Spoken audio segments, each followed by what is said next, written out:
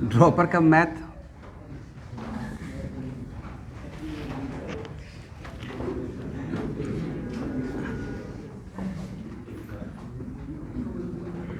Helical path.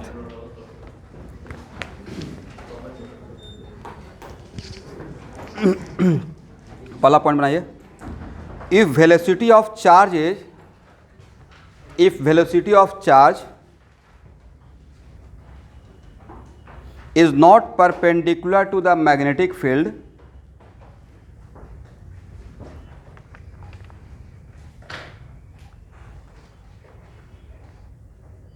then we can break the component of velocity vector, then we can break, ऐसे लिखेगा, then we can break the velocity in two components, ज़्यादा better रहेगा, then we can break, if velocity of charge is not perpendicular to the magnetic field, comma, we can break the velocity in two components. One of the component is parallel to the magnetic field. One of the component is parallel to the magnetic field, and other component is perpendicular to the magnetic field.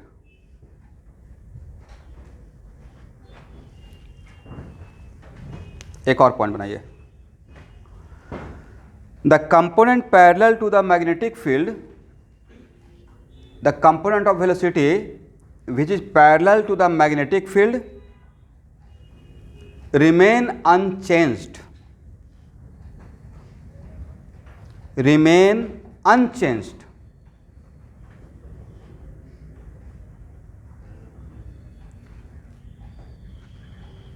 अभी just start किया हूँ student,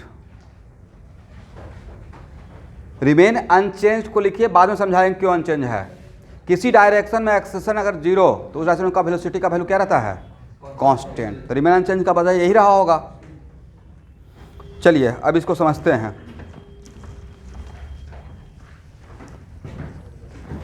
the component of velocity parallel to magnetic field is remain unchanged because in that direction magnetic force is zero, because in that direction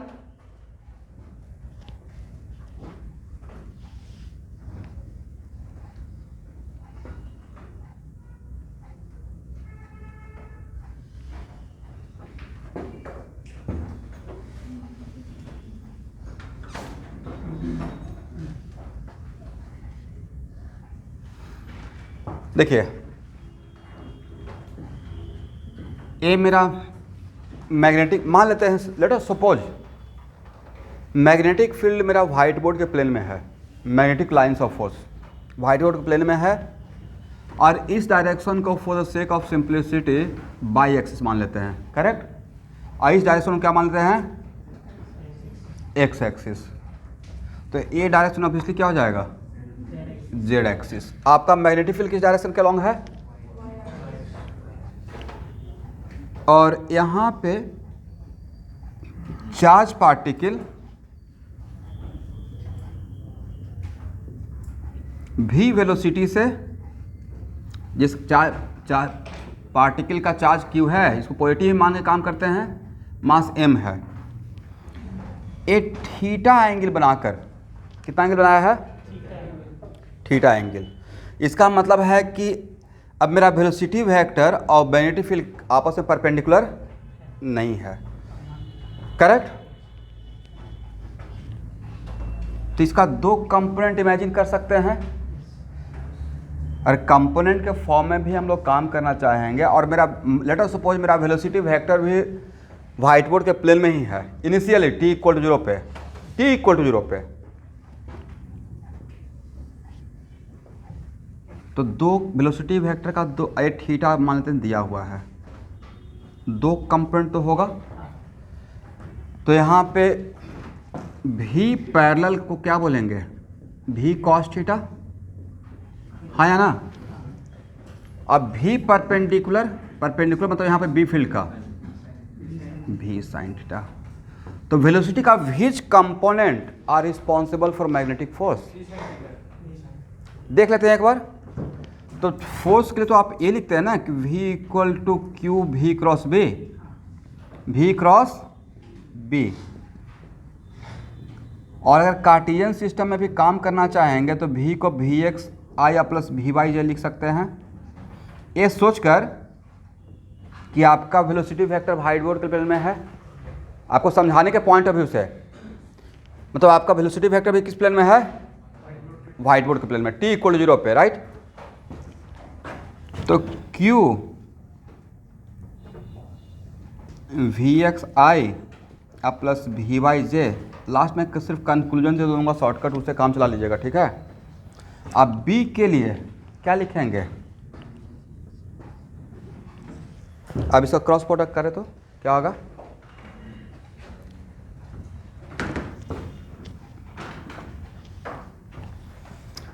I cross जे क्या हो जाएगा student, आई cross जे क्या होता है, के, और जे क्रॉस जे क्या होता है, 0। तो जब फोर्स लिखेंगे तो आपको क्या मिलेगा, Q V X B K cap, correct. Q F equal to Q V X B K cap, correct है ना। तो बताइए यहाँ पे इस फोर्स के लिए क्या वेलोसिटी का बाई कंपोनेंट रिस्पॉन्सिबल है, क्या इस फोर्स में वी एक्स तो नज़र आ रहा है बट वी वाई नज़र, इस और वी एक्स क्या था, वेलोसिटी का वो कंपोनेंट, वेलोसिटी का, इसको मैं आपको समझाने के पॉइंट ऑफ व्यू से एक्स एक्सिस लिया था, ठीक है। अच्छा क्या मान लिए थे, वाई एक्सिस। तो वी एक्स है वैसा वेलोसिटी का कंपोनेंट जो बी फील्ड पे परपेंडिकुलर है, राइट। बट जो बी फील्ड के पैरेलल था वो फोर्स के लिए रिस्पॉन्सिबल है ही नहीं। यहाँ से ही शॉर्टकट हम लोग बोल रहे थे कि अगर कोई भी वेलोसिटी वेक्टर मैग्नेटिक फील्ड्स के साथ अगर थीटा एंगल बनाता है तो उसका दो कंपोनेंट आप इमेजिन कर लेना है, एक कंपोनेंट बी फील्ड के पैरेलल और दूसरा परपेंडिकुलर। पैरेलल कंपोनेंट फोर्स के लिए रिस्पॉन्सिबल नहीं रहेगा, सिर्फ कौन सा कंपोनेंट फोर्स के लिए रिस्पॉन्सिबल रहेगा, और जो किस कंपोनेंट के वजह से इसका सर्कुलर नेचर रहेगा, सर्कल में घूमने का, और किस कंपोनेंट की वजह से इस चार्ज पार्टिकल का रेक्टिलिनियर मोशन रहेगा। तो परपेंडिकुलर जो वेलोसिटी कंपोनेंट है उसकी वजह से क्या रहेगा, एक सर्कुलर पाथ मिलेगा। अगर ये नहीं होता, ये कंपोनेंट वी वाई कंपोनेंट नहीं रहता तो सिर्फ क्या रहता, परपेंडिकुलर। तो परपेंडिकुलर की वजह से क्या हम लोग डिराइव कर चुके हैं, सर्कुलर पाथ। तो किसके वजह से सर्कुलर पाथ, भी परपेंडिकुलर।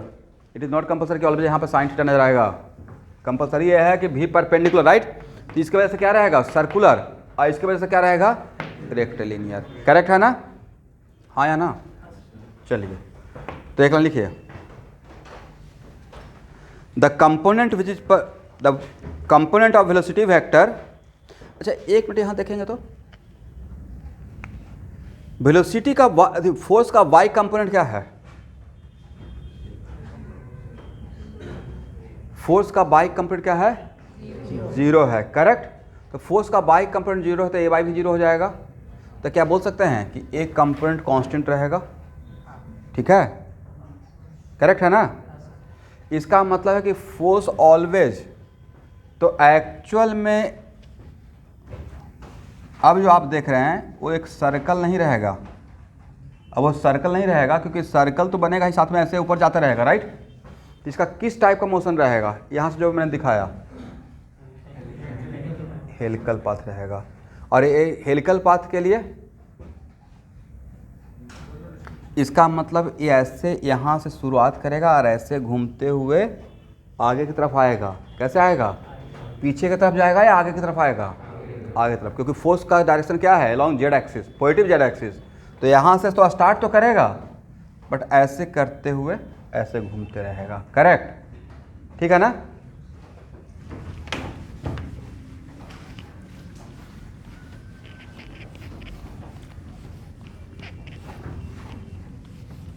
देखिए the component of velocity vector which is perpendicular to B field is responsible for its circular motion. The component of V field which is perpendicular to the component of velocity vector which is perpendicular to B field is responsible for circular motion and the component of velocity vector which is parallel to v field is responsible for rectilinear motion। इसका मतलब इस case में जो motion रहेगा वो rectilinear रहेगा, circular रहेगा, या दोनों का मिक्स रहेगा, और वो मोशन, वो पाथ क्या कैसा कहलाएगा? Helical path. करेक्ट है।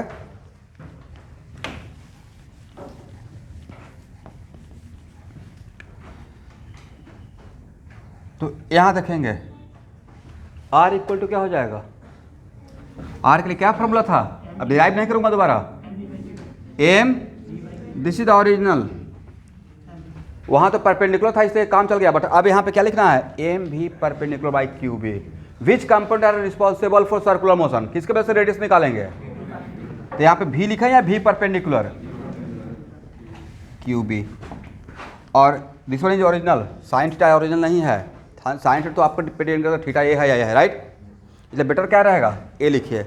बट मेरे एग्जाम्पल में क्या हो जाएगा? मेरे एग्जाम्पल में एम भी sine theta by Q B. क्या यहाँ से टाइम पीरियड ऑफ रिवॉल्यूशन निकाल लेंगे? What is the time period of revolution? क्या था? 2 pi M by Q B. Correct है।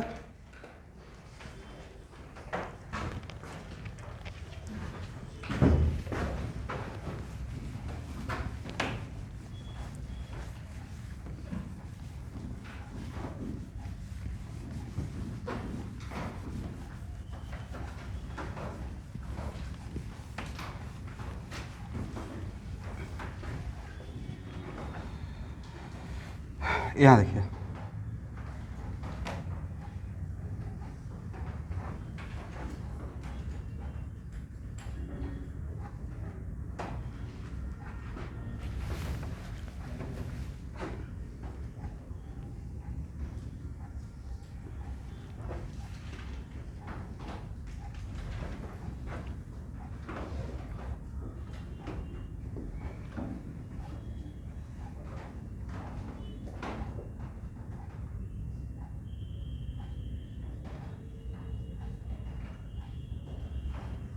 ड्रॉ कीजिए।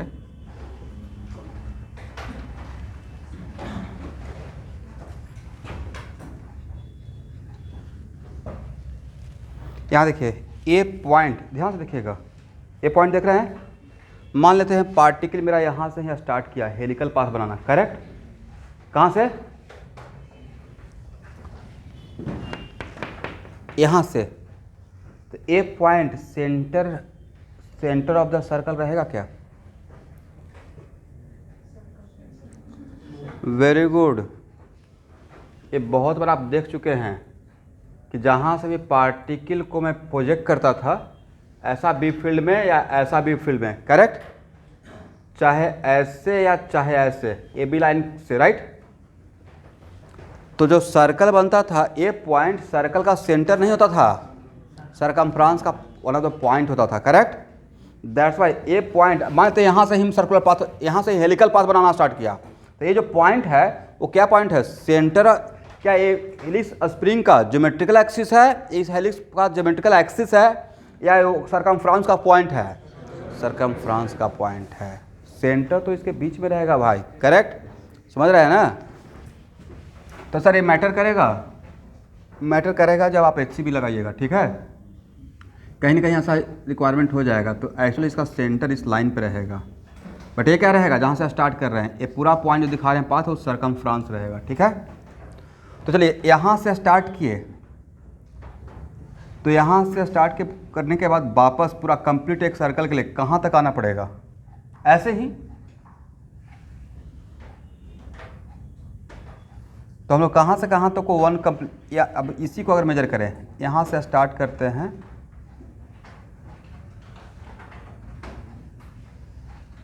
क्या इस पॉइंट को पिच बोल सकते हैं? इस पॉइंट क्या बोलेंगे? अब पिच के लिए कल के फॉर्मूला में क्या बताए थे? यहाँ पिच का मतलब है कि यहाँ से यहाँ तक जाने जो डिस्टेंस रहा, राइट।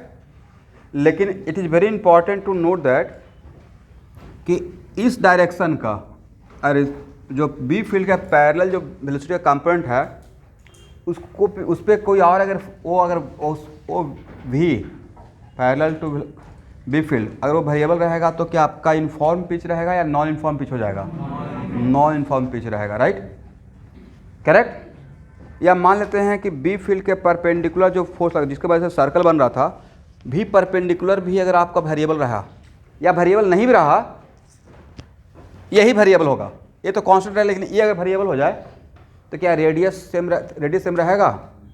तो उस केस में पिच तो इनफॉर्म रह सकता है, पिच नहीं, उस केस में दोनों जब इस बी चेंज होने से क्या क्या चेंज हो सकता है? सर रेडियस चेंज हो जाएगा, और क्या चेंज होगा? पिच भी चेंज होते रहेगा नहीं, क्योंकि यहाँ पे पिच के लिए क्या है? पिच के लिए फार्मूला है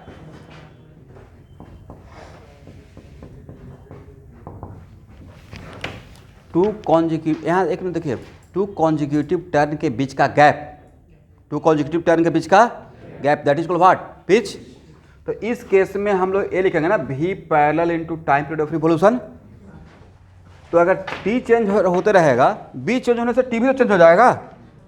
तो अगर बी टी चेंज होते रहेगा तो आपका पिच भी नॉन इनफॉर्म रहेगा और रेडियस भी क्या रहेगा? नॉन इनफॉर्म रहेगा, करेक्ट। ऐसा कुछ होगा नहीं, लेकिन फिर भी हम लोग इसके लिए रेडी रहते हैं। तो एक कितना हो जाएगा? भी मेरे एग्जाम्पल में original formula is this one, इसको पकड़ के रखिएगा, बट मैं जो डायग्राम बनाया था उसके लिए भी cos theta and to what? 2πm/, but याद इसको रखना है, ठीक है ना?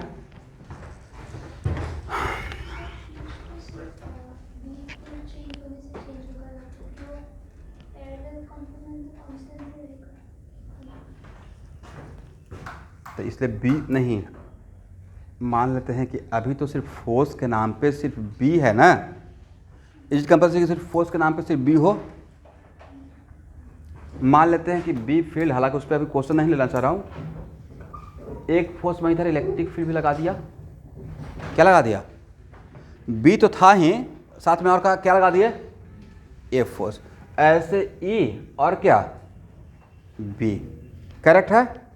तो इस बी मैग्नेटिक फोर्स का कंपोनेंट तो इस डायरेक्शन में नहीं आएगा, बट इलेक्ट्रिक फोर्स का तो आ सकता है। तो उस टाइम पे आपका वी वाई क्या कांस्टेंट रहेगा या वेरिएबल हो जाएगा? तो आप एक फोर्स जानते होंगे जिसमें मैग्नेटिक फोर्स भी रहता है और इलेक्ट्रिक फोर्स भी रहता है, लॉरेंस फोर्स। तो हम लोग कुछ एग्जांपल लेंगे जिसमें दोनों फोर्स लगते रहेगा। तो क्वेश्चन थोड़ा अगर अच्छा लेवल का रहेगा तो उसमें मेडिकल लेवल बच्चों को विराम दे देंगे, मतलब वहाँ तक उनको परेशान करने का रिक्वायरमेंट नहीं है। हो गया ना? कम इन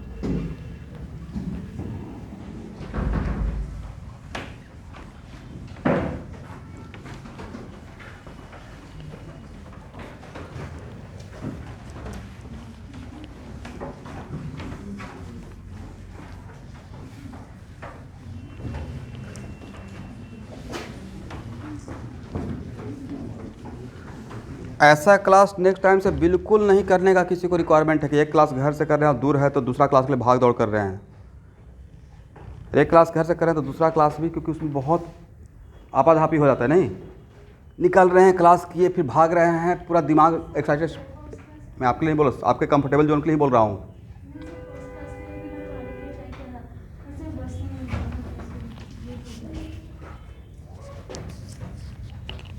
अब इस पर मैं कुछ नहीं बोलूँगा।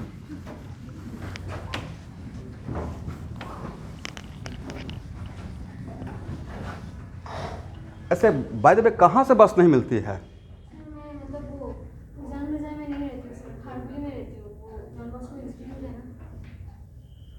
खारगुली, अच्छा उधर तो डॉन बॉस्को यूनिवर्सिटी नहीं। आप जैसे उज्जैन बाजार बोल रहे थे तो उज्जैन बाजार में से तो आगे तो जो स्टॉपेज है ना, वहाँ पे तो हर 5 मिनट बस आते रहती है। हाँ तो वहाँ पे आना पड़ेगा आपको, क्लास करना है तो सुबह में, और क्लास अगर 8:30 से करना है तो 7 बजे उठ के चल देना पड़ेगा 7:30 में, राइट। नहीं तो दोनों क्लास वहाँ से ही कर लीजिए। चलिए, इस पे आप ज़्यादा टाइम वेस्ट नहीं करेंगे इस डिस्कशन पे। यहाँ देखिए, बात मत कीजिए स्टूडेंट।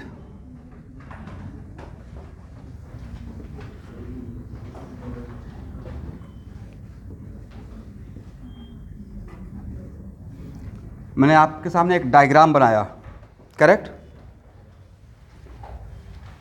और ये है मेरा पॉइंट ए।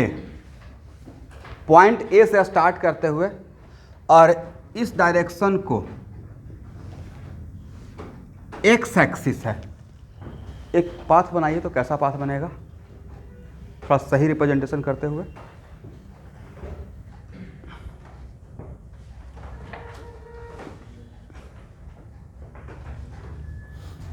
और रिप्रेजेंटेशन करने के लिए आप एक अपना कोऑर्डिनेट सिस्टम एडॉप्ट कर सकते हैं।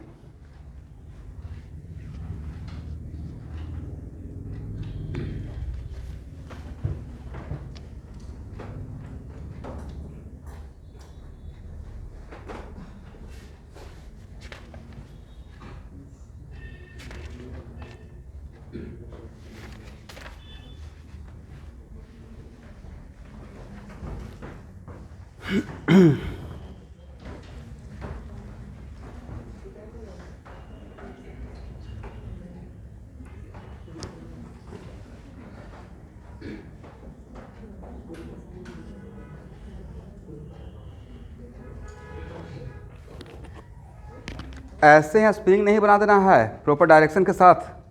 क्यों ऐसा बना रहे हैं?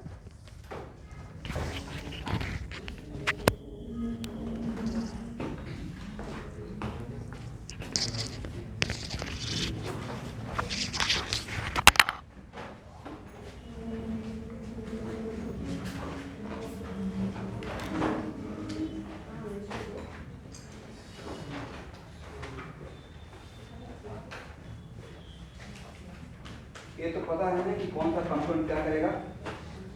इस कंपोनेंट की वजह से लीनियर मोशन होगा, रेक्टिलिनियर, और इस कंपोनेंट सर्कुलर, और दोनों को सुपर इम्पोज कर देना है।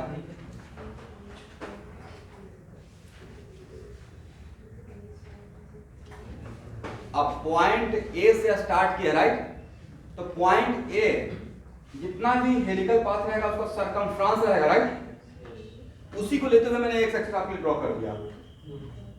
तो पार्टिकल हर टर्न के बाद फिर एक्स एक्सिस पे आएगा। पार्टिकल हर टर्न के बाद एक्स एक्सिस पे आएगा या नहीं आएगा? आएगा।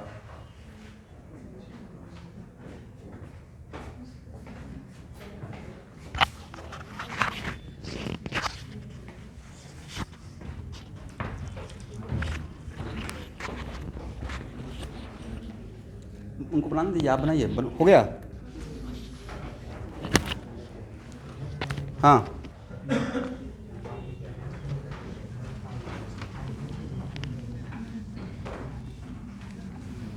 अच्छा ये बताइए,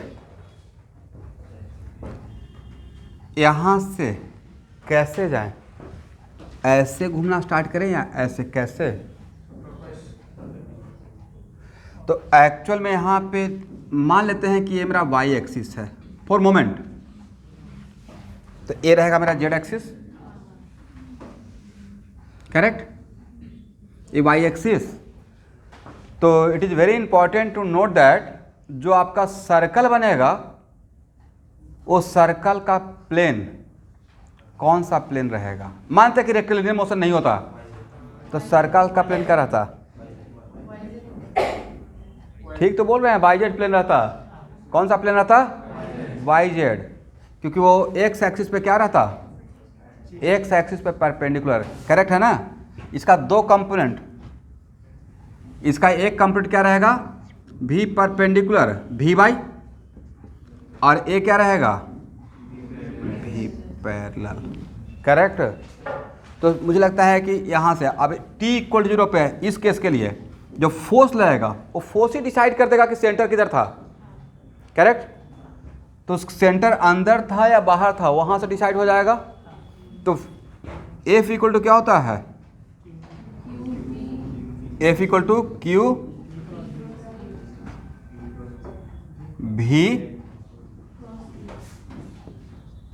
क्रॉस B। भाई V क्रॉस B, तो V क्रॉस B, तो इसका मतलब कैसे आया है क्लॉकवाइज, तो कैसे रहेगा इनवर्ड। एक इसमें फोर्स किधर लगा है इनवर्ड की तरफ, आउटवर्ड लगा है या इनवर्ड लगा है, और वो इनवर्ड क्या रहेगा, ये जो V क्रॉस B है तो फोर्स V पे भी परपेंडिकुलर और B पे भी, बट बाहर की तरफ या अंदर की तरफ, अंदर की तरफ, मतलब along negative Z axis. Correct, ये समझ में आ गया। ये तो यहां से ही डिसाइड हो गया, तो वेक्टर का चीज है, किसका है वेक्टर का। तो यहां से इसका डायग्राम अगर बनाएंगे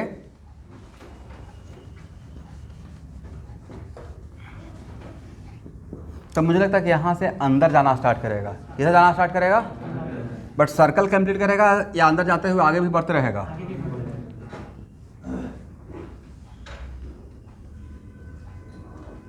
हालांकि ऐसे डॉटेड करना चाहिए था, नहीं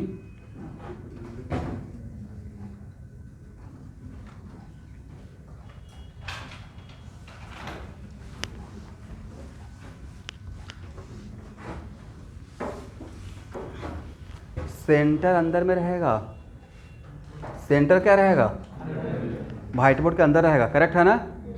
और ये जो लाइन है वो सर्कल जो बोलते रहेगा उसका सरकमफ्रेंस कहलाएगा। करेक्ट है ना।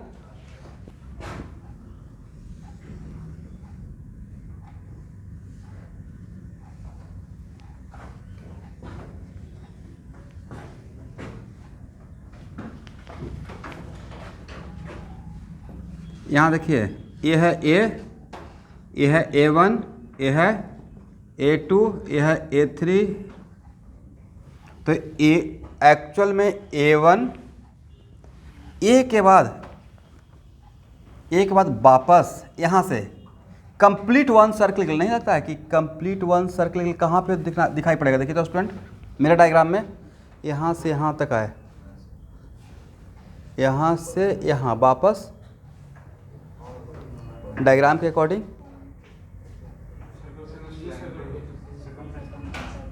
ये तो सरकमफ्रेंस रहेगा, लेकिन एक्चुअल में मैं चाह रहा हूँ कि पूरा सर्कल को फिल करें। तो एक मिनट यहाँ से स्टार्ट करते हैं। अगर यहाँ से स्टार्ट करते हैं, सही है ना, यहाँ से स्टार्ट करके कंप्लीट सर्कल के लिए यहाँ तक आते,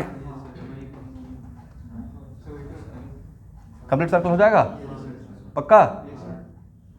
इसका मतलब यहाँ से यहाँ तक क्या कहलाएगा, पिच कहलाएगा। ठीक है। यहाँ से अगर स्टार्ट करते हैं, इस पॉइंट से स्टार्ट कर रहे हैं, इस पॉइंट से, तो इस ए पॉइंट से स्टार्ट करते हैं, तो यहाँ से आते हुए ये आए, ये पूरा आते हुए वापस क्या पिच हो जाएगा या वापस यहाँ तक आना पड़ेगा, यहाँ तक।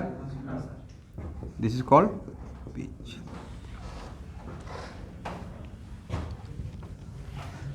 ये मैटर नहीं कर रहा है, बस ये मैटर कीजिए कि जहाँ से स्टार्ट करते हैं ना, तो वापस अगर इसको इसलिए तो एक्स एक्सिस, तो ये जो एक्स एक्सिस है वो पूरा हेलिक्स का सेंटर नहीं रहेगा, उसका सरकमफ्रेंस का एक पॉइंट बनता रहेगा। कुछ ऐसा है कि आपने एक स्प्रिंग बनाया,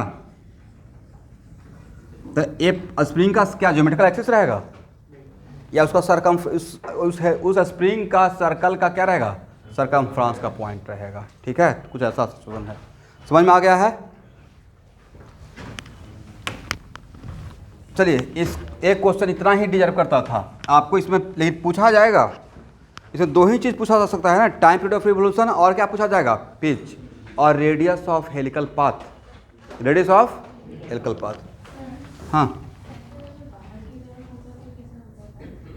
तो उल्टा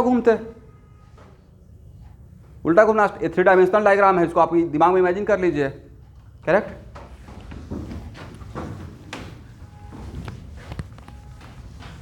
अभी सेंटर आपका कहाँ पे था, t = 0 पे तो डिसाइड होता था सेंटर। t = 0 पे सेंटर क्या था, निगेटिव जेड एक्सिस। उसमें क्या था, सपोज कीजिए कि आपके पास एक सर्कल है, एक सर्कल ऐसे मैं ड्रॉ कर रहा हूँ, यहाँ पे मेरे पास एक सर्कल है, इस सर्कल को व्हाइट बोर्ड के बाहर रखते, उसी सर्कल को व्हाइट बोर्ड के अंदर रखते, ओनली डिफरेंस इज ए है। अब लिखिए, force on current carrying wire in magnetic field. Force on current carrying wire in magnetic field.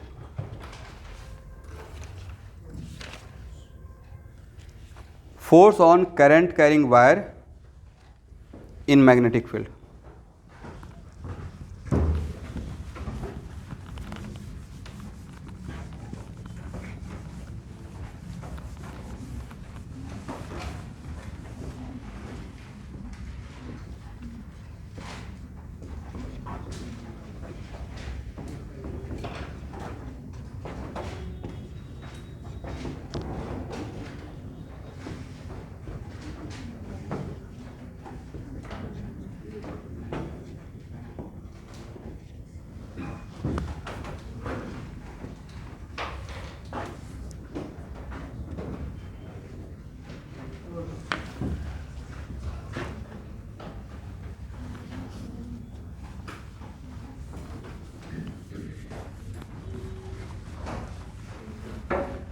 यहाँ देखिए, इसका बात मत कीजिएगा, यहाँ से इसका शुरुआत यहाँ से करते हैं। फोर्स ऑन चार्ज पार्टिकल क्या था मैग्नेटिक फील्ड में? Q V cross B, correct. और क्यू के लिए क्या लिखेंगे? आई डी टी लिख सकते हैं ना। मान लेते हैं कि बहुत छोटा फोर्स, यहाँ पे क्या लिखिएगा? D Q, very small charge particle पे जो फोर्स रहेगा, तो D Q V cross, derivation आपसे नहीं पूछा जाएगा स्टूडेंट, इसको लिख सकते हैं I D T, I D T. अब भी के लिए ये भी तो लिख सकते हैं डी एल बाई, करेक्ट।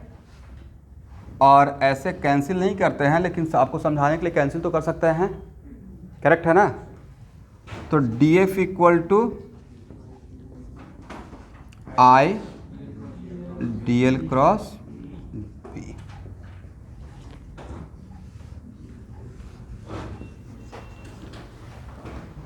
तो करेक्ट है ना। इसका मतलब है कि किसी भी करंट कैरिंग वायर का वेरी स्मॉल एलिमेंट, तो अगर मैग्नेटिक फोर्स में रख दिया जाए तो उसमें उस एलिमेंट पे एक मैग्नेटिक फोर्स ऑपरेट होता है, बट उसके पीछे का वजह भी क्या है? Charge in motion. क्या वजह है? Charge in motion. Obviously current का फ्लो रहा है, तो चार्ज रेस्ट में है या मोशन में है? मोशन में है।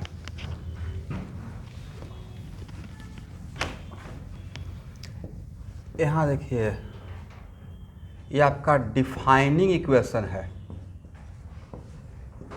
डिफाइनिंग इक्वेशन का मतलब ये हर एक चीज़ के लिए वैलिड है।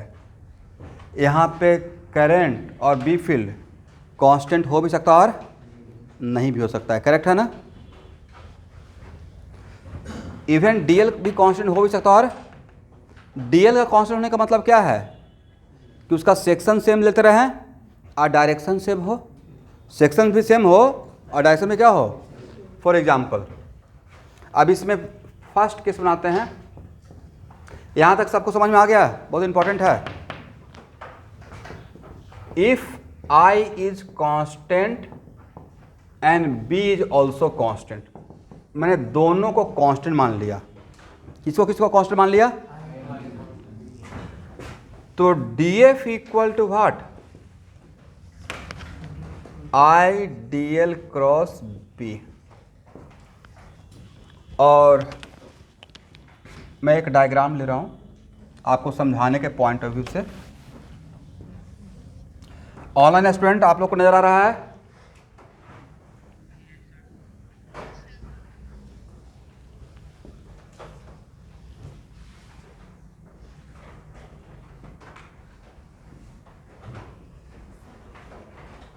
और ये मेरा बी फील्ड है, कांस्टेंट भी है और यूनिफॉर्म भी है, ठीक है।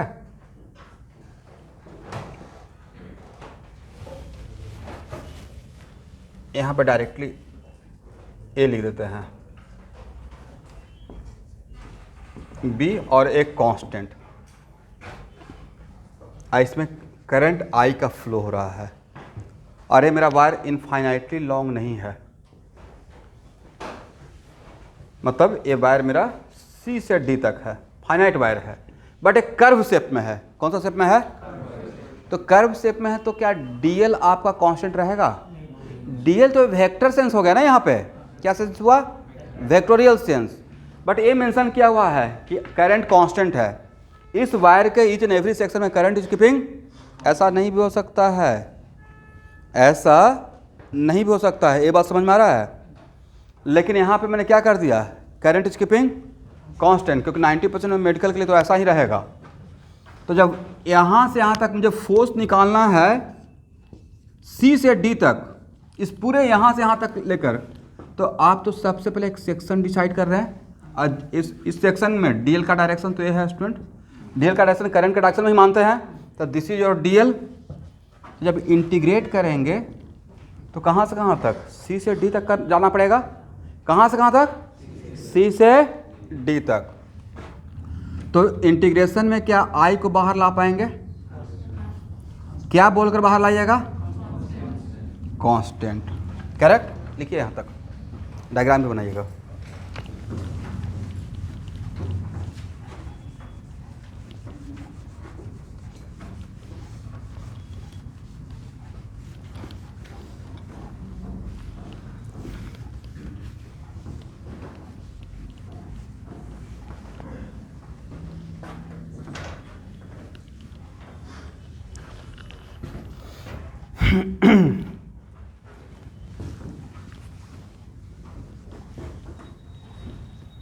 यहाँ तक समझ में आ गया है सबको?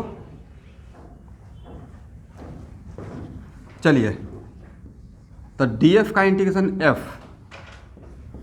मेरे एजम्पशन में बी भी कांस्टेंट है। 90% केस में आपका बी कांस्टेंट ही मिलेगा, 99% केस में आपका बी कांस्टेंट रहेगा। आई, तो क्या बी को भी बाहर लेकर आया जाए इंटीग्रेशन से? बट बी यहाँ पे ऐसे रिलेटेड नहीं था, बी यहाँ पे एक वेक्टोरियल फंक्शन के साथ रिलेटेड था। वो फंक्शन था क्रॉस प्रोडक्ट। कौन सा प्रोडक्ट? अरे पता नहीं, क्रॉस प्रोडक्ट में ऑर्डर इंपॉर्टेंट होता है। ऐसा नहीं कि सर ए क्रॉस बी, कोई बात नहीं सर, बी क्रॉस ए लिख देते हैं, तो नॉर्थ के जगह पे साउथ पोल हो जाएगा, डायरेक्शन जस्ट उल्टा हो जाएगा। दैट्स वाई अगर B D L cross B है तो बी को बाहर नहीं, ऐसे क्रॉस बी करके रखिएगा। आ गए? या प्रॉपर ऑर्डर मेंटेन करते हुए, मतलब आप इसको इंटीग्रेशन से बाहर ला सकते हैं, बट विथ फंक्शन बाहर ले आइए। तो किस फंक्शन के साथ था? क्रॉस, तो इसको बाहर में क्या रखे? क्रॉस। अब सिर्फ इंटीग्रेशन मतलब इसको बाहर क्या बोलकर ले आए? बी कांस्टेंट है, कांस्टेंट है तो उसको इंटीग्रेशन से बाहर ला सकते हैं। डीएल नहीं लगता है, DL is just like D R, DL is just like what? D R, और displacement only depends on what? Initial point and final point. ये आपको लाइफ आसान कर देगा। करेक्ट? इसका मतलब है कहाँ से कहाँ तक? सी से डी तक। करेक्ट? इसका मतलब ये हो गया कि तो यहाँ देखिएगा डीएल का इंटीग्रेशन, तो यहाँ से यहाँ तक भाई कितना डीएल? बोलिए। और सारा DL just like D are. तो इनफाइनाइट वेक्टर, अगर बहुत सारा वेक्टर एक ऑर्डर में लिया जाए, राइट, तो उसका रिजल्टेंट किस पे डिपेंड करता है? Initial point and polygon law of vector addition. Correct? तो इस डीएल का इंटीग्रेशन सी से डी के लिए आप क्या एल लिख सकते हैं वेक्टोरियल फॉर्म में? ये कौन सा लॉ था? Polygon law of vector addition. Correct? इसका मतलब इस पूरे यहाँ से यहाँ तक जो फोर्स लगाएगा, तो ऐसा लग रहा है कि मानो इसके बदले ये न होके सिर्फ एक ही वायर रहता, जो सी से डी तक का स्ट्रेट वायर रहता। क्या रहता? Straight wire. तो उस पर जो फोर्स, जितना फोर्स का मैग्नीट्यूड रहेगा, इस पूरे कर्व वाला सेक्शन पे जो फोर्स का मैग्नीट्यूड रहेगा या फोर्स रहेगा, और डिफरेंट रहेगा, सेम रहेगा? सेम रहेगा। करेक्ट? इसका मतलब है कोई भी करंट कैरिंग वायर, किसी भी करंट कैरिंग वायर पे को अगर इनफॉर्म मैग्नेटिक फील्ड में अगर डाल दिया जाए, उसमें करंट अगर कांस्टेंट है, तो उसमें कितना फोर्स लग रहा है वो उसका कर्व वाले पार्ट पे डिपेंड नहीं करता है मैग्नीट्यूड वाइज। वो किस पे डिपेंड करता है? इनिशियल पॉइंट और फाइनल पॉइंट को ज्वाइन करने वाला लेंथ पे। किस पे डिपेंड करता है? लेकिन ये स्टेटमेंट किसके लिए? बी कांस्टेंट और करंट कांस्टेंट। किसके लिए? Be constant. मैं नहीं बोल रहा हूँ, डेरिवेशन बोल रहा है। करेक्ट? क्योंकि आप इसका देखिए जैसे डी आर का इंटीग्रेशन भाई, तो डी आर का इंटीग्रेशन करते हैं ए से बी तक, तो आप यही लिखते हैं ना आर, कहाँ से कहाँ तक, आर ए आर बी, तो क्या लिखिएगा R B minus R A, R B A position of B with respect to A, तो position of B with respect to मतलब ये लाइन शॉर्टेस्ट डिस्टेंस जिसको आप डिस्प्लेसमेंट बोलते हैं, करेक्ट, तो ए सेक्शन करेक्ट है ना। तो डायरेक्टली इसको ए कर दिया जाए, I L cross B, I L cross B, इसको पढ़ेंगे कैसे, ऐसे पढ़िए, position of D with respect to C, position of D with respect to A का स्ट्रेट वायर नजर आएगा, करेक्ट। तो ये आपका शॉर्ट, लेकिन ये फॉर्मूला आपको बहुत काम का रहेगा प्रोवाइडेड बी फील्ड और करंट का हो, करेक्ट है ना। सबको समझ में आ गया है।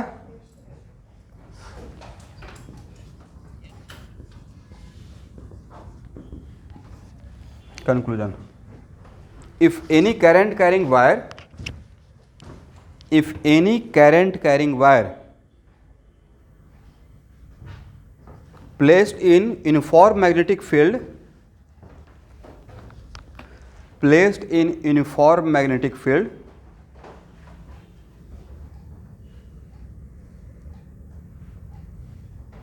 then net force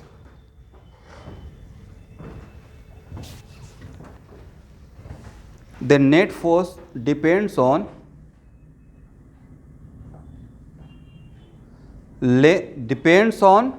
length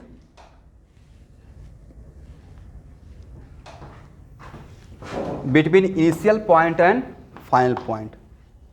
Then magnitude of force depends on length between initial point and final point. Direct length लिख दीजिएगा, लेंथ नहीं डायरेक्ट लेंथ, करेक्ट। लेंथ तो ये भी हो जाएगा ना, क्या लिखिएगा डायरेक्ट लेंथ, करेक्ट। एक कुछ डिस्प्लेसमेंट का जैसा ही है।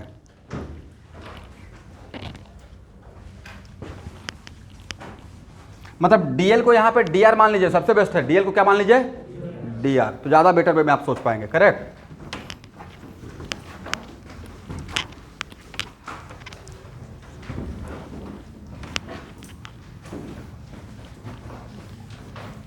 अब यहाँ देखें, इससे सबसे बड़ा फायदा तो एक ये हो गया,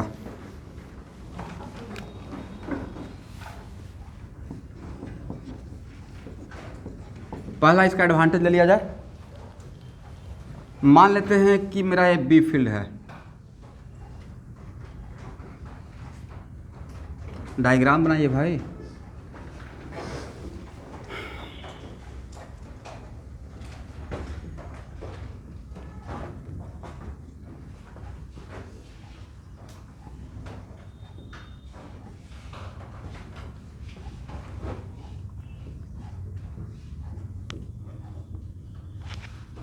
अरे बी फील्ड कांस्टेंट है, ए बी क्या है कांस्टेंट,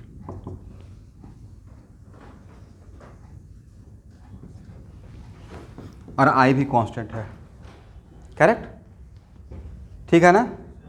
और एक क्लोज लूप का करंट कैरिंग वायर है, इस पे नेट फोर्स कितना जीरो रहेगा। क्यों जीरो रहेगा, यस इनिशियल पॉइंट और फाइनल पॉइंट क्या हो जाएगा, कहीं से स्टार्ट करेंगे, जहाँ से भी स्टार्ट करेंगे तो इनिशियल पॉइंट और फाइनल पॉइंट क्या हो जाएगा कॉन्साइड कर जाएगा। भाई डी आर का इंटीग्रेशन इन क्लोज लूप क्या होता है, इसको जहाँ से चले वहीं पे आ गए तो नेट फोर्स क्या रहेगा जीरो रहेगा, ठीक है ना। ये आपका थ्योरी है। किसी भी close loop current carrying wire को अगर इन्फॉर्म नॉन इन्फॉर्म या इन्फॉर्म बी फील्ड में डालते हैं तो उसमें नेट फोर्स क्या होता है जीरो रहता है, करेक्ट। लिख लीजिए जो मैंने बोला, if any close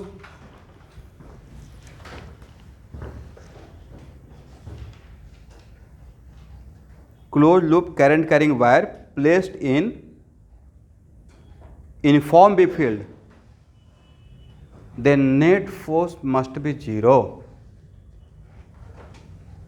Then net force must be zero.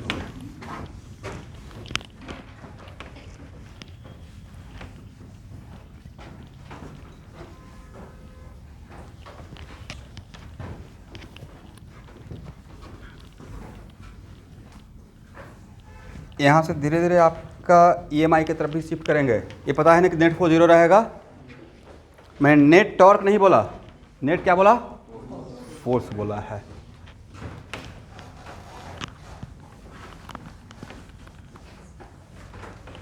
अब मान लेते हैं कल के डेट में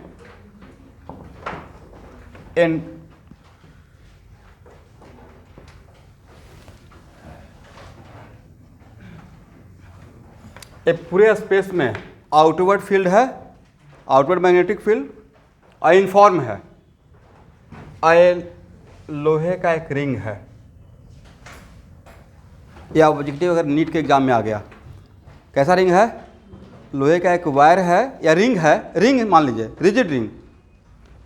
और तब इसमें पूछा गया कि इस रिंग का टेंडेंसी का, इस रिंग का रेडियस का टेंडेंसी एक्सपेंड होने का रहेगा या कॉन्ट्रैक्ट होने का रहेगा। What the tendency.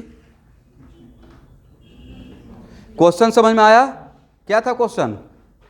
सर ये लोहे का रिंग है, ऐसा तो बहुत बार क्वेश्चन करवाए हैं इलेक्ट्रोस्टैट में। ये चार्ज पार्टिकल है, करेक्ट। किसी भी बॉडी पे निगेटिव चार्ज पार्टिकल या पॉजिटिव चार्ज पार्टिकल डाल देते हैं तो उसका टेंडेंसी एक्सपैंड होने का रहता है। क्या रहता है, ये पता है ना आपको।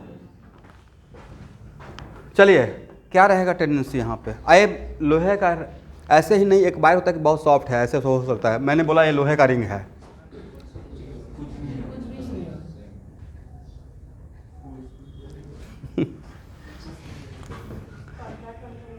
एक मिनट। आपका क्वेश्चन कुछ ऐसा है कि आप बीच में खड़े हो गए, आपके एक फ्रेंड इधर से खींच रहे हैं 10 न्यूटन से, एक फ्रेंड इधर से खींच रहे हैं 10 न्यूटन से, आप बोल रहे हैं आई एम फीलिंग गुड, कुछ नहीं हो रहा है। ऐसा ही है ना भाई, स्ट्रेस में आ गए हैं, राइट। आप पे नेट फोर्स 0 है बट कुछ तो टेंडेंसी है। इसका मतलब यस, यहाँ देखिए मैंने नेट फोर्स 0 बोला, मैंने ये बोला क्या कि उसके हर सेक्शन पे फोर्स नहीं लगेगा, उसके हर सेक्शन पे तो फोर्स, क्या एवरी सेक्शन पे मैंने फोर्स 0 बोला था या नेट फोर्स 0 बोला था, नेट फोर्स 0 बोला था भाई। तो पहले यहाँ से नहीं, इंटरेस्टिंग था ना, मतलब देख रहा था कि आप लोग 31 दिसंबर को कितना सोचते हैं, राइट। तो ये है आइडियल। पहले इसी सेक्शन पे देखेंगे, इस सेक्शन पे, बाद में जनरलाइज कर दूंगा। इस सेक्शन पे फोर्स का डायरेक्शन बताइए। तो सर डीएफ के लिए ए लिखेंगे, आई डीएल क्रॉस बी। कुछ देर के लिए इस डायरेक्शन को वाई एक्सिस मान लेते हैं, मैं ऐसे ही करता हूँ। जहाँ पे मुझे कंफ्यूजन होता है तो कार्टेशियन सिस्टम का यूज कर लेते हैं। तो यहाँ पे मैंने मान लिया बाई, तो क्या हो जाएगा, आई डीएल का मैग्नीट्यूड डीएल, जे क्रॉस, और जे क्रॉस के क्या, आई। तो इस पे किधर फोर्स लगा स्टूडेंट, इधर लगा, इधर, राइट। ये अगर मेरा यहाँ पे वाई एक्सिस मान लिया था, यहाँ पे वाई एक्सिस और एक क्या था जेड एक्सिस, तो ये मेरा क्या बन जाएगा, एक्स एक्सिस, करेक्ट है ना। अब फिर भी नहीं समझना चाहते हैं तो डीएल को बी की तरफ घुमाइए। ये है आपका डीएल, क्या है, ए वाला मार्कर है डीएल, आई वाला मार्कर है बी, और डीएल से बी की तरफ आएंगे तो जहां से मैं देख रहा हूं वहां से मैं घूम रहा हूं एंटी क्लॉकवाइज। किधर घूम रहा हूं, आप लोग ऐसा इमेजिन कर सकते हैं ना। इतना इमेजिन करने का रिक्वायरमेंट क्या है, कार्टेशियन सिस्टम मान लीजिए, ज़्यादा बेटर रहेगा आपके लिए। चलिए, तो यहाँ भी तो एक डीएल रहेगा जस्ट इसके अपोजिट पॉइंट पे, इसके जस्ट अपोजिट। इस पे फोर्स किधर लगेगा, माइनस, अंदर की तरफ नहीं, बाहर की तरफ, राइट। और ए और ए एक दूसरे को क्या कर देगा, ऐसा हर पार्ट पे होगा ना भाई, हाँ या ना, करेक्ट है।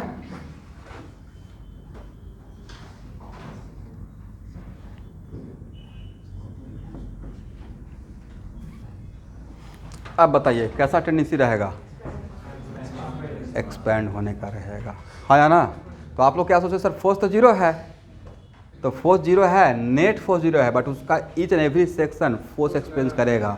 हर डीएल सेक्शन क्या करेगा, फोर्स एक्सपीरियंस करेगा। ये दूसरी बात है, उसका सिमेट्रिकल डीएल क्या कर देगा, काउंटर कर देगा। बट टेंडेंसी क्या रहेगा, इसमें स्ट्रेन आ जाएगा, क्या आ जाएगा, और वो स्ट्रेन टेंसाइल स्ट्रेन रहेगा, खिंचाव रहेगा ना, टेंसाइल स्ट्रेन, करेक्ट।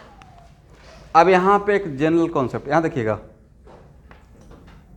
इसका मतलब है कि अगर ये आउटवर्ड फील्ड है, क्या है, आउटवर्ड फील्ड है, मैं तो यहाँ इसको अगर जनरलाइज करना रहता तो एक्चुअल में इसमें, अब यहाँ पे देखिए आउटवर्ड फील्ड के लिए, एक आउटवर्ड फील्ड के लिए करंट अगर एंटी क्लॉकवाइज, तो फोर्स क्या रहेगा, लूप से अवे रहेगा, टुवार्ड्स रहेगा या अवे रहेगा, अवे रहेगा। यहीं पे करंट अगर क्लॉकवाइज रहता, टुवार्ड्स रहता। तो एक्चुअल में किसी एक एलिमेंट पे देख लीजिए, क्लोज लूप के लिए मैं जनरलाइज कर रहा हूँ ऑब्जेक्टिव बनाने के लिए, क्लोज लूप के लिए किसी रटने का रिक्वायरमेंट नहीं, किसी एक डीएल पे देख लीजिएगा, अंदर की तरफ है तो हर डीएल पे अंदर की तरफ लगेगा, करेक्ट, और एक डीएल पे बाहर की तरफ, तो सारे डीएल पे क्या रहेगा, बाहर की तरफ रहेगा, करेक्ट है ना। चलिए, तो यहाँ से क्या सीखे, टेंडेंसी इसमें कि बट क्या ऑलवेज टेंडेंसी एक्सपैंड करने का रहेगा, अगर फोर्स अंदर की तरफ रहता तो क्या रहता, कंप्रेस होने का।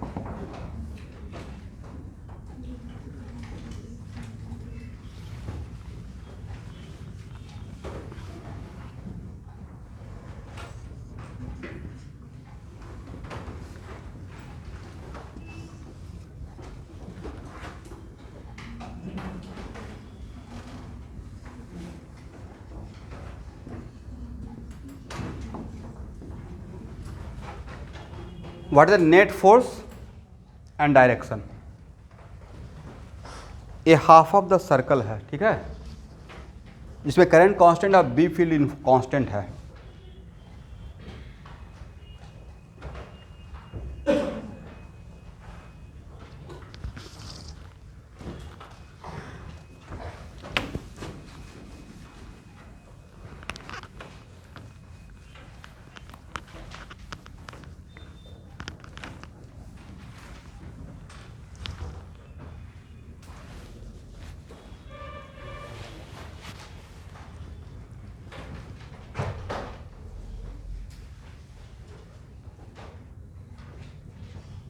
इतना आसान तो है, इसको भूल जाना है, राइट, और सिर्फ इसको याद रखना है, सी और डी को, बट इसमें करंट का डायरेक्शन ऐसे याद रखिएगा, करेक्ट ना। इसका मतलब है कि बी फोर्स के लिए क्या लिखेंगे, आई सी डी अक्रॉस बी, और सी डी क्रॉस बी, इसको बाई मान लीजिए, इसको एक्स मान लीजिए, तो क्या हो जाएगा, जे क्रॉस आई, जे क्रॉस आई क्या, जे क्रॉस आई क्या होगा, माइनस के। इसका मतलब इस पर फोर्स किधर लगेगा, नीचे का तरफ। अगर मेरा एक्स एक्सिस है और मेरा वाई एक्सिस है तो फोर्स किधर लग रहा है, आई टू आर बी माइनस के ना, करेक्ट है ना। तो सबसे खास बात रहा है ये प्रॉपर्टी कि इसका लेंथ नहीं है, नेट फोर्स इस पे डिपेंड कर रहा है, लास्ट में वही आना है, ठीक है। तो एटलीस्ट कांस्टेंट तो आप बना ही लीजिएगा।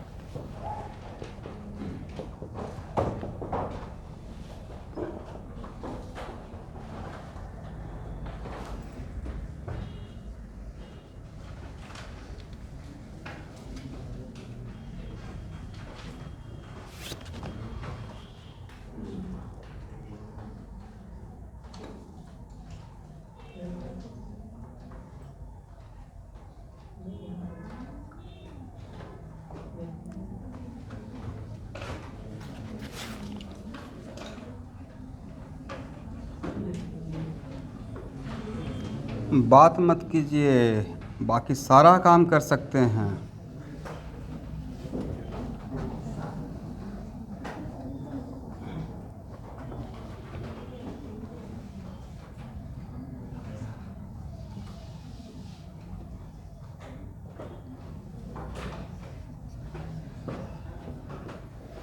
देखिए, ए नॉन कंडक्टिंग वायर है, स्ट्रिंग, राइट, और B का वैल्यू दिया हुआ है, डायरेक्शन तो दिखाया हुआ है ही, B का वैल्यू दिया हुआ है 0.4,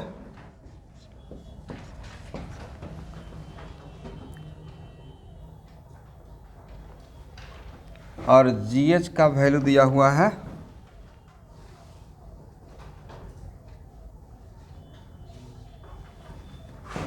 60 सेंटीमीटर, और मास ऑफ GH दिया हुआ है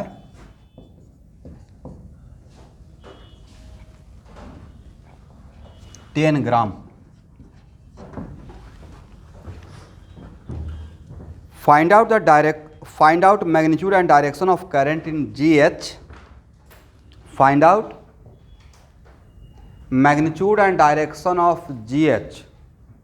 एक कंडक्टिंग वायर है GH, ठीक है, so that tension becomes 0 in the string.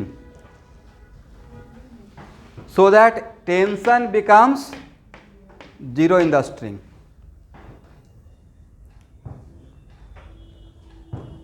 दोनों स्ट्रिंग में टेंशन क्या हो जाए, 0। बनाइए।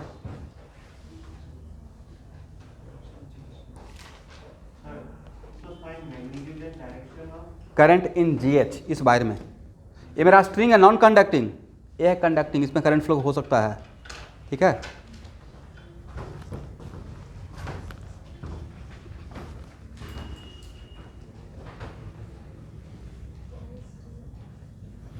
आप लोग क्वेश्चन समझ में आया है? GH का मास है 10 ग्राम और लेंथ है 60 सेंटीमीटर और मैग्नेटिक फील्ड का मैग्नीट्यूड है 0.4 वेबर पर मीटर स्क्वायर।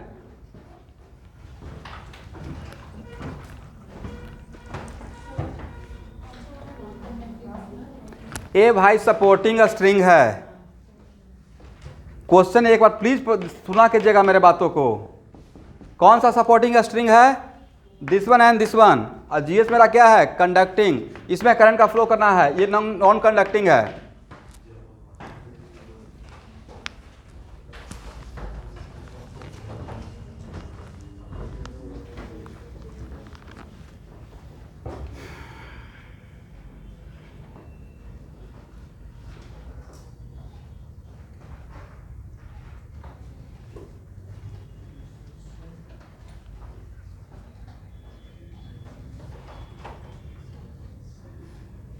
जी का वैल्यू कितना लीजिएगा? ये इस बात पे जब नहीं बोला गया तो 9.8 लीजिए, थोड़ा बढ़िया रहेगा, कैलकुलेशन भी हो जाएगा।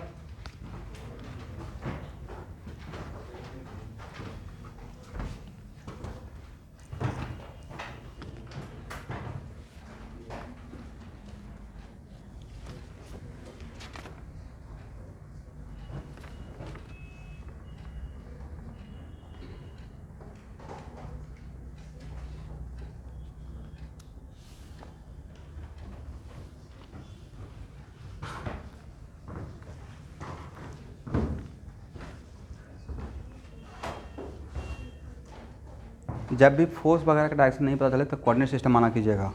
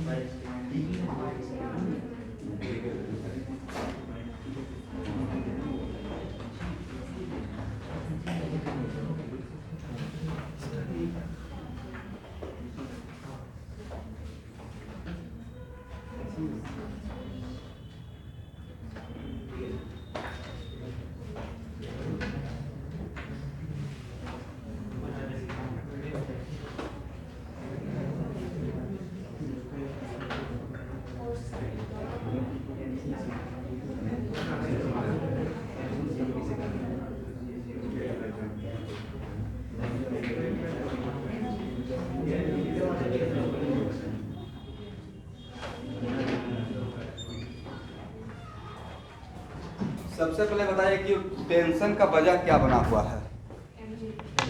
Very good. और अगर एम को कोई काउंटर कर दे तो रिलैक्स फेज में आ जाएगा, करेक्ट। देख लेते हैं। नहीं, सबसे पहले तो लॉजिक है ना कि पहले सोचेगा टेंशन जीरो कौन करेगा, राइट। तो एम का कोई काउंटर कर दे, राइट। ऐसे सोचिए ना कि यहाँ पे आप इसको सब नीचे से सपोर्ट देना स्टार्ट करें तो नहीं देखिए एक टाइम पे लूज पड़ जाएगा। इसका मतलब है कि मैग्नेटिक फोर्स किधर लगना चाहिए, इस रॉड के परपेंडिकुलर स्ट्रिंग के पैरेलल। रॉड के परपेंडिकुलर तो ऐसे भी हो सकता है भाई, ये मत बोलो रॉड के परपेंडिकुलर, रॉड के परपेंडिकुलर स्ट्रिंग के पैरेलल। इतना तो बात समझ में आ गया, समझे बात को। इसका तो मैग्नेटिक, इसका मतलब करंट का फ्लो इसमें ऐसे फ्लो करे इतना अमाउंट से, इस डायरेक्शन में इतना अमाउंट से, दैट्स व्हाई इसमें फोर्स का डायरेक्शन ऊपर की तरफ हो जाएगा स्ट्रिंग के पैरेलल, करेक्ट। यही तो लॉजिक था। ये तो बहुत आसान क्वेश्चन है।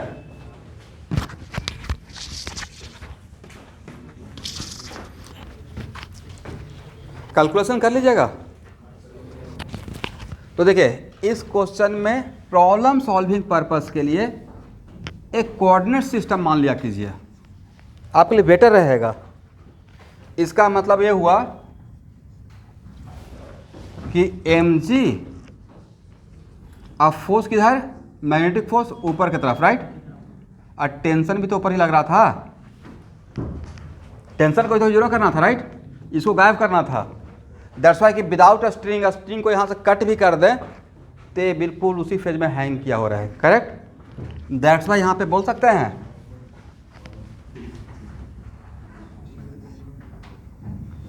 T plus F B equal to what, M G. और T को क्या कर दिया, टेंशन जीरो होने के लिए, तो एफ बी इक्वल टू वाट,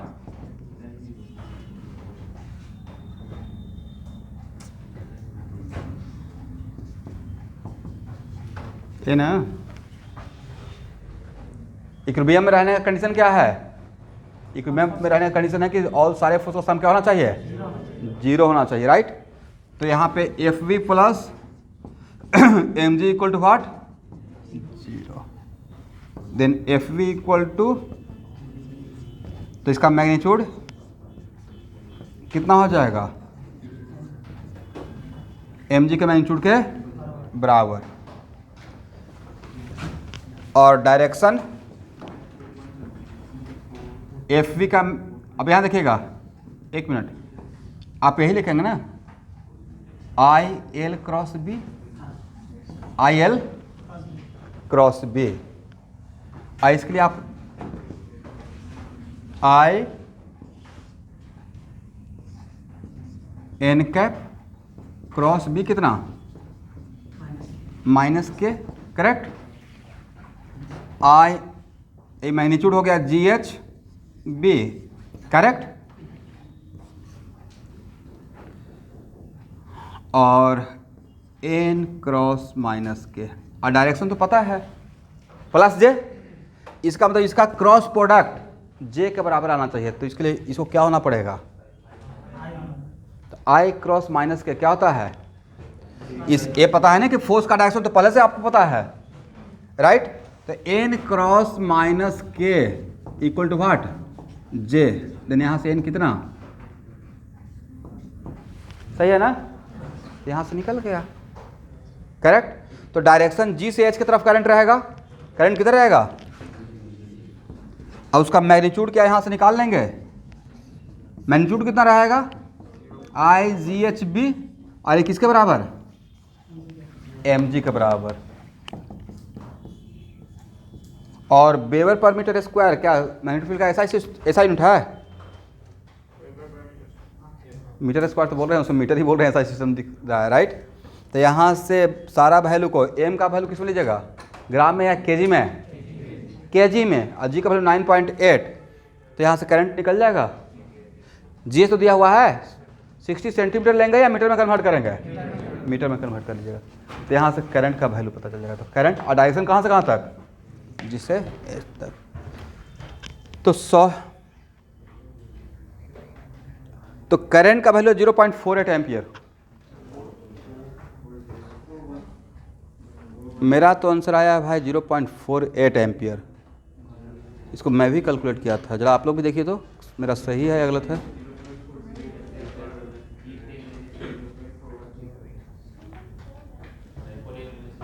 अभी मतलब सर 0.49 मेरा आया है, मोटा मोटी काम चल जाएगा। 1/2.4 ऐसा कुछ लास्ट में कैलकुलेशन आया था। 10/24 5/12 तो 0.4 × 48। उसके बाद क्या हो गया, 2 हो गया ना, अच्छा 4/1। ओके ओके, देखिए यही आंसर, इसका डिवाइड करने के बाद जो भी आएगा। ओके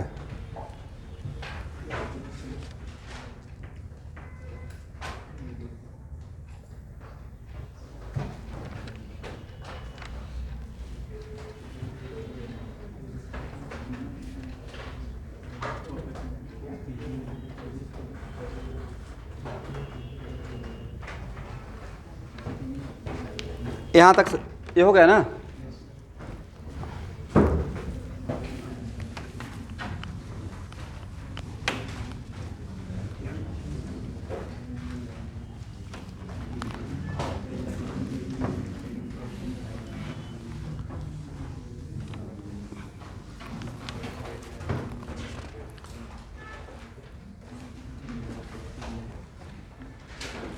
अब लिखिए,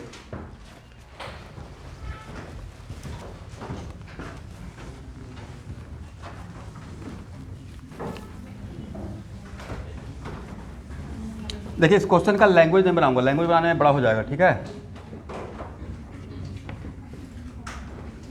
प्लीज बात मत कीजिए स्टूडेंट, जब कोई बात नहीं करता है तो फिर साउंड कहाँ से प्रोड्यूस होने लगता है भाई। चलिए यहाँ देखिए, एक क्वेश्चन आने का चांस रहेगा जेईई मेन और नीट में, इसको शॉर्ट नोट्स में भी रख लीजिएगा। ऐसे है प्रॉब्लम, ए इनफाइनाइटली लॉन्ग वायर है, करेक्ट है ना, जिसमें करंट आई फ्लो हो रहा है, या I1 मान लीजिए, और इस वायर के परपेंडिकुलर कहाँ से, लेकिन इसको यहाँ से यहाँ बढ़ाएंगे ना, कहाँ से कहाँ, तो यहाँ से पास करना चाहिए। इस वायर का पीछे वाला पार्ट से ऐसे बढ़ाएंगे तो कहाँ से पास करना चाहिए, ऐसे, करेक्ट है। ये मेरा वायर है फाइनाइट वायर, जिसका भाई लेंथ है L, हाउ मच L, और इसमें करंट है I2। ये है फाइनाइट, अरे क्या है infinite, agree.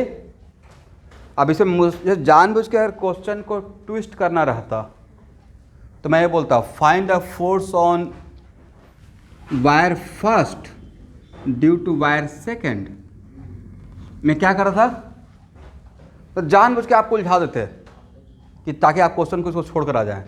Find the wire force on wire first due to wire second, correct. तो वो क्वेश्चन थोड़ा आपके लिए ट्विस्टेड और डिफिकल्ट हो जाता, करेक्ट। हम लोग यहाँ पर न्यूटन थर्ड लॉ का यूज़ करेंगे, कौन सा, एक बॉडी दूसरे बॉडी पे जितना बड़ा फोर्स लगाता है, दूसरे बॉडी पे पहले बॉडी पे उतना ही बड़ा फोर्स। तो पूछे कुछ और, मैं कर दूंगा कुछ और। हम लोग निकालेंगे force on wire second due to wire first. और ए वायर जितना बड़ा इस पर फोर्स लगाएगा, ए वायर भी उतना बड़ा ही इस पर फोर्स लगाएगा न्यूटन थर्ड लॉ से। लिखिए find net force on wire second due to wire first. Find out net force on wire second due to wire first.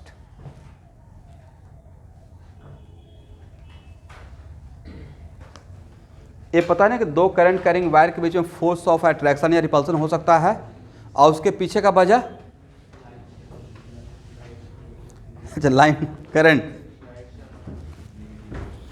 एक मिनट, उसके पीछे का वजह है इसके एक मिनट यहाँ देखना है रोशन कुमार, इसके वजह से इस पर फोर्स निकालना है, तो करंट इसका लेंगे, राइट, और फील्ड इसका लेंगे। किसके वजह से किसका फोर्स, इसके वजह से इसका फोर्स, राइट। तो इस पर फोर्स निकालना है, तो इसके लिए तो आइडियल क्रॉस भी चलेगा, आइडियल क्रॉस, तो करंट तो इसका लेंगे ना, बट फील्ड किसका लेंगे, आई। वन कर लेंगे। मैं तो आपको एक समझिए कि 50% हिंट ही कर दिया।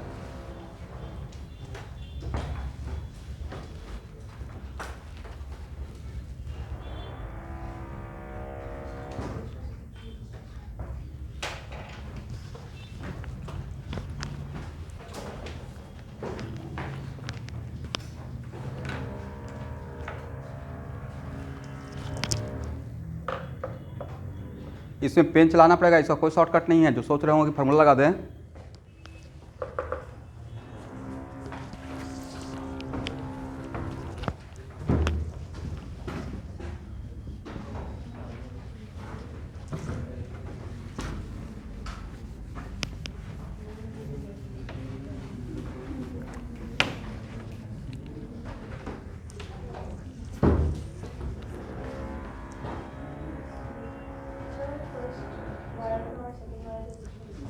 ओह इसके बीच में डिस्टेंस है ए,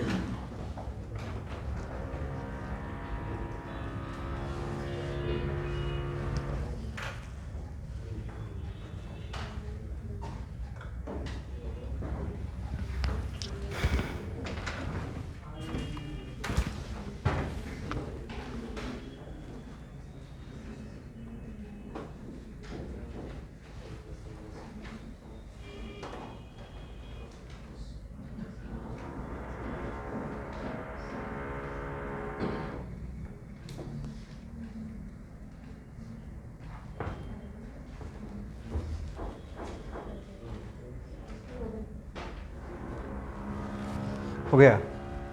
तो आप ए सॉल्व कीजिए, दोनों इनफाइनाइट है, उसके बीच का गैप है डी।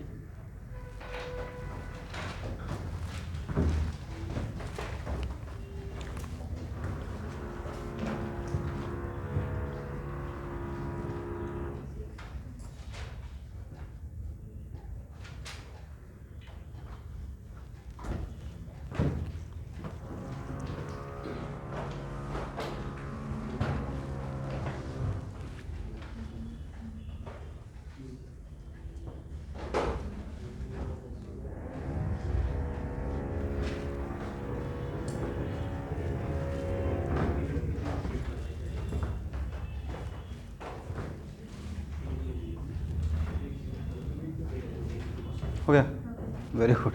तब थोड़ा रेस्ट कीजिए।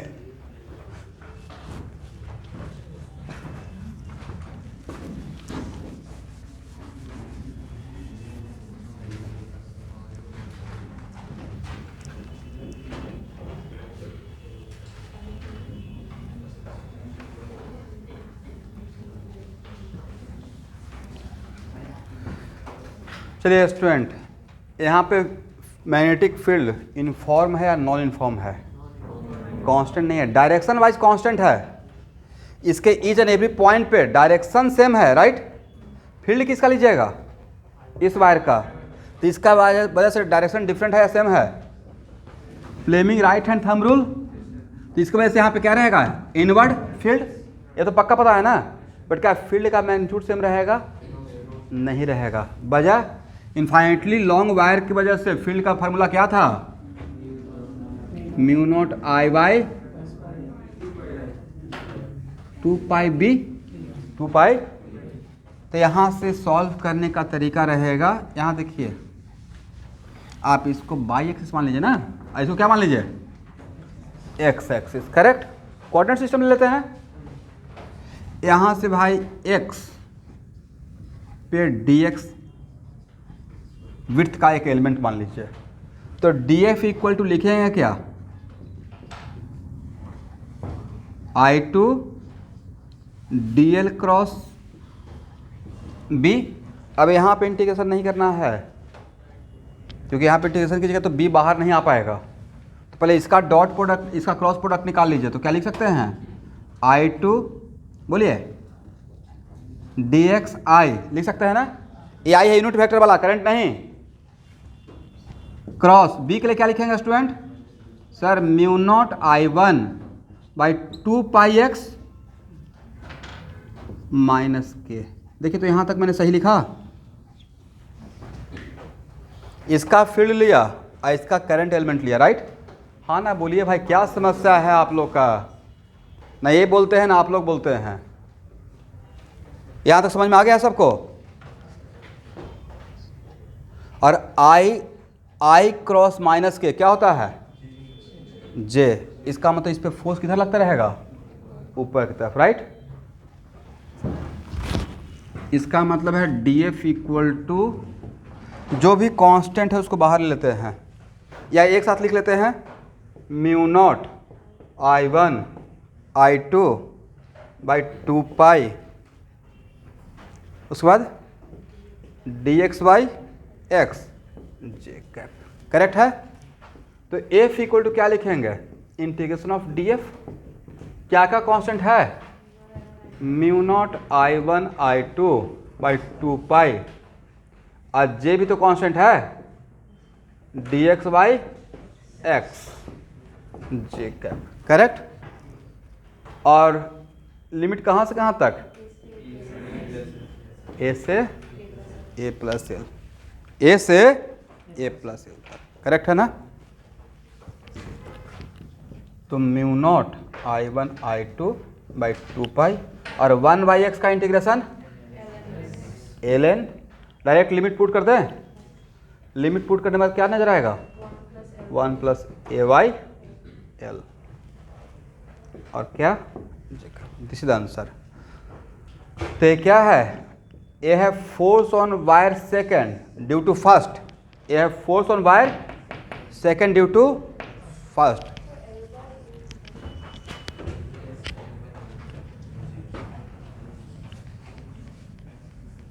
L by A. इसका मतलब है कि इस वायर पे, यहाँ तक पहले सॉल्यूशन कर लीजिए, खास करके मेडिकल वाले बच्चे। यहाँ पे ये वेरिएबल भी फील्ड का था, बट फिर भी ये क्वेश्चन थोड़ा आसान रहा क्योंकि डायरेक्शन सेम था। वेरिएबल सिर्फ मैग्नीट्यूड के वाइज था, डायरेक्शन वाइज वेरिएबल नहीं था। दोनों वाइज रहता तो थोड़ा ज़्यादा डिफिकल्टी होता। करेक्ट ना? बट एक क्वेश्चन तो बिल्कुल डिजर्व करता है नीट का, क्योंकि इसको मैं तो रट लेता भाई, फार्मूला बन गया, एक इनफाइनाइट एक। ये बिल्कुल टाइप प्रॉब्लम है, कुछ ऐसा प्रॉब्लम था कि बिल्कुल टाइप हर जगह मिल जाएगा, वैसा ही ये है।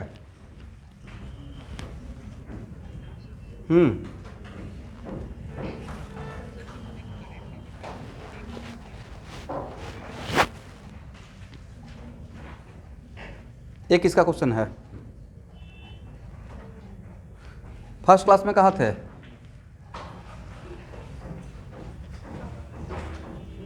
क्यों नहीं किए भाई? आज इतना इंपॉर्टेंट क्लास था केमिकल काइनेटिक्स का,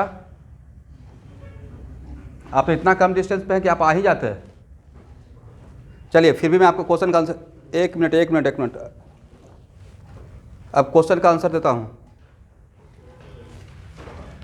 ये बात अभी से नहीं बोल रहे हैं, बहुत पहले से बोल रहे हैं। एक फार्मूला था, F equal to Q into A. Force किस पे? बोले चार्ज पे। फोर्स किस पे? आप लोग सेंस नहीं समझते हैं क्या कि टीचर क्या पूछना चाह रहे हैं? फोर्स किस पे? फील्ड किसका? इलेक्ट्रिक फील्ड उसी का लेंगे जिस पे फोर्स लगा रहे हैं। कोई भी सिस्टम खुद पे फोर्स नहीं लगाता है, राइट? तो इलेक्ट्रिक फील्ड किसी और चार्ज का रहा होगा। फोर्स जिस चार्ज पर पार्टिकल लगाते हैं उसी का इलेक्ट्रिक फील्ड लेते हैं या किसी दूसरे चार्ज का। वैसे ही फोर्स अगर इस वायर पे लेंगे तो फील्ड भी इसी वायर का रहेगा या फील्ड किसी और वायर का रहेगा। तो ये जो इस पे फोर्स लगाएगा, मेरा क्वेश्चन क्या था? Force on wire second due to first. तो फर्स्ट वायर के पास कौन सा पावर है जिसके वजह से इस पे फोर्स लगाएगा? तो फर्स्ट वायर का डायरेक्टली क्या करंट के पास पावर था या करंट के वजह से जो बी फील्ड था वो उसका पावर था? V field. करेक्ट? तो करंट इस पे फोर्स निकाल लेंगे इसके वजह से, तो करंट इसका लेंगे, फील्ड इसका क्या लेंगे? Magnetic field.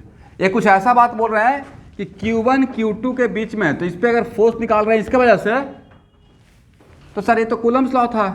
मेरा दिखने का पॉइंट ऑफ व्यू अलग है। फोर्स का मैग्नीट्यूड ऐसे लिखते हैं ना, Q1 Q2 क्या लिखते हैं भाई? 4 पाई एप्सिलॉन R स्क्वायर। भाई मैं मैग्नीट्यूड भाई मैं बोल रहा हूँ, मैं इसको ऐसे ही Q2 को मैं बाहर निकाल दिया।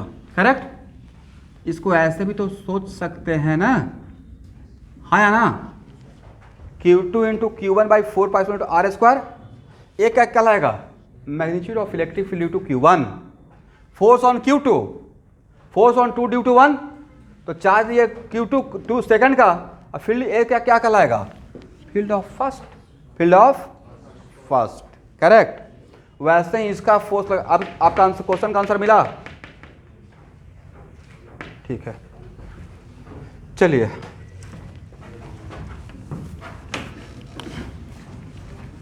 एक मिनट, बट एक क्वेश्चन तो आप सॉल्व कर दिए क्योंकि क्वेश्चन ही सही तरीके से अरेंज कर दिया गया, लेकिन क्वेश्चन को उल्टा करके भी आ सकता है, वहाँ पे आपको पजल हो जाता। अब यहाँ देखिए, एक मिनट यहाँ देखते रहिएगा। अगर इस पे फोर्स का एकदम बिल्कुल ऐसे दिखाया जाए एरो देकर, सॉरी, तो मुझे लगता है कि ऐसा रहना चाहिए। आप लोगों को क्या फील होता है?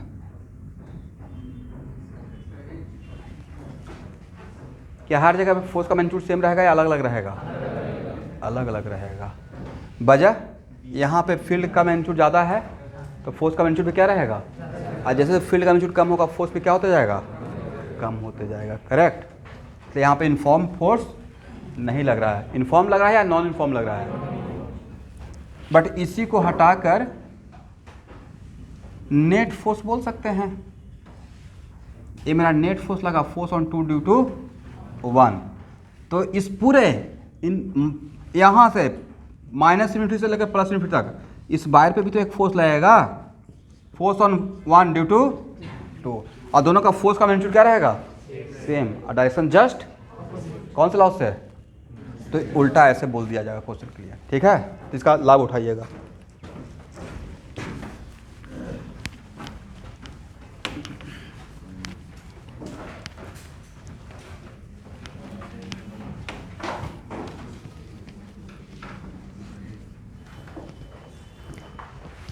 देखिए, इसको पर्सनल कमेंट में मत लीजिएगा क्योंकि आज के डेट में सोशल मीडिया का ज़माना है, तो टीचर बेचारे डर डर के बच्चों को डांटते भी हैं आज के डेट में। बहुत सिंपल सी बात है, डांटने का उद्देश्य किसी को इंसल्ट करना नहीं होता है, क्योंकि ये सिचुएशन हम लोग फेस करते हैं कि जब नहीं होता है तो किस फ्रस्ट्रेशन में पेरेंट्स बच्चे चले जाते हैं, राइट। होने पे आपसे ज़्यादा यकीन मानिए, सबसे ज़्यादा जो खुश होगा वो पहला आदमी मैं रहूँगा, अगर मैं आपको 2 साल से पढ़ा रहा हूँ तो। और वो 5 दिन का कंप्लीट करने के बाद कहाँ आपका मेरा मुलाकात, 1-2 दिन पार्टी करेंगे, काम ख़त्म, फिर आप अपने अलग जर्नी पे निकल गए। बट एक कॉन्फिडेंस के साथ एक हैप्पी एंडिंग हुआ, नहीं भाई आप मेरा करियर बन गया। तो देखते हैं 11th क्लास में बच्चे बड़े अच्छे बहुत डिसेंट टाइप से रहते हैं, पहनना आना जाना। 12th लास्ट आते आते मतलब अलग ही फैशन की दुनिया में भी जाने लगते हैं। भाई इतना क्या पड़ गया, अभी करियर बना ही नहीं, आप जैसे 11th में तो ऐसा ही रहिए, वेल डिफाइंड। ऐसा नहीं कि हाँ वो सब जाके कहाँ पे करते हैं, जब IIT वगैरह में पहुँचिएगा तब अपना दिखाते रहिए, किसी को शो अप करते रहिए। अभी आपका करियर ही नहीं बना है, who an care for you. कोई केयर कर भी रहा है तो आपको गलत रास्ते पे लेके जा रहा है। पैकेट में पैसा नहीं है और स्टाइल मार रहे हैं, सिंपल सी बात है ना। स्टूडेंट लाइफ में क्या रहता है, 100 रुपया भी है तो बहुत बड़ी बात है। हालांकि आज के बच्चे तो देखते हैं कि मतलब इतना पार्टी करते रहते हैं। मैं कभी कभी इधर उधर जाता हूँ तो देखता हूँ, तो मुझे देख कर हैरानी होता है कहाँ से इतना पैसा आ गया। हम लोगों को तो बहुत करने के बाद मिलता था। मुझे IIT कंप्लीट करने के बाद 10,000 रुपया मिला था घर से, छोटा भाई ला के दिया था कि अब अपने दोस्तों को पार्टी दीजिए। और उस टाइम पे 10,000 का बहुत बड़ा मतलब था। 2006 में 10,000 समझते हैं वो अभी तो ऐसे खर्च हो जाता है। इसलिए भाई ये मैं डायरेक्टली समझा रहा हूँ, इसको डांटना समझिए, जो भी समझिए। अभी भी टाइम है 5-6 महीना, तो एकदम बिल्कुल ग्राउंड स्टेट में सब लोग आ जाइए। 12th वाले बच्चे, कोई स्टाइल नहीं मारना है, सिर्फ पढ़िए। जब हो जाएगा, करियर बन जाएगा तो स्टाइल मारते रहिएगा। सही बोला या गलत बोला? और को खराब लग भी रहा तो लगना चाहिए। इसी बहाने कम लोग कंप्लीट कर लेते हैं तो कम से कम मुझे पूरा लाइफ थैंक बोलते रहिएगा।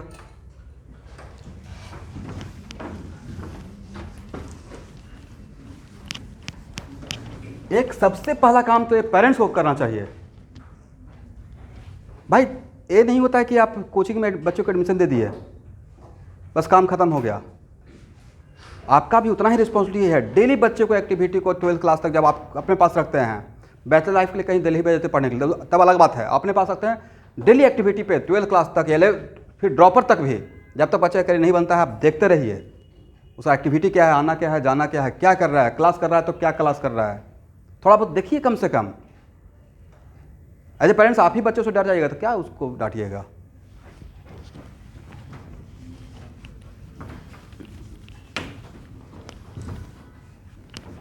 आपको लगता होगा कि मैं अपने बच्चों को नहीं डांटता होगा, भाई छोटा बच्चा है, हालांकि नहीं डांटना चाहिए, डांटना तो बहुत दूर की बात है, मतलब पीठ भी देता, अगर गुस्सा आ जाएगा बहुत ब्लंटली डांट देता हूँ, होता ना प्यार से डांटना, वैसा नहीं, ताकि अभी से संभल के रहो, ऐसा नहीं कि हाँ कुछ भी। खैर क्या होगा कहने को मुझे नहीं पता है, बट यकीन मानिए कि 2 रोशन है और रौनक नेफ्यू है मेरा, यहाँ हो या घर पे हो, शुरू से ही ऐसा बना के रखे हैं कि हिम्मत नहीं हो कि सामने खड़ा होकर कुछ एक्स्ट्रा एक्टिविटी कर दे। और आज भी अगर बोल देंगे नहीं सुबह से लेकर रात के 9 बजे तक यहाँ पे ही रहना है, तो पढ़े नहीं पढ़े लेकिन वो रहेगा, तो ऐसा बनना पड़ेगा ना, नहीं तो फिर तो ये इसके डोमेन में चले गए, ये जैसा बोल रहा है इमोशनल अत्याचार कर रहा है वही सुन रहे हैं, तब तो नहीं हो पाएगा।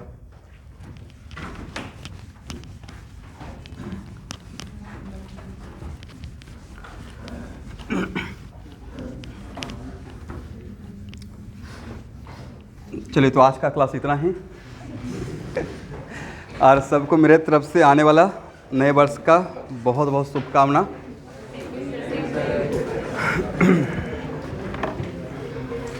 Thank you everyone, thank you student, happy new year.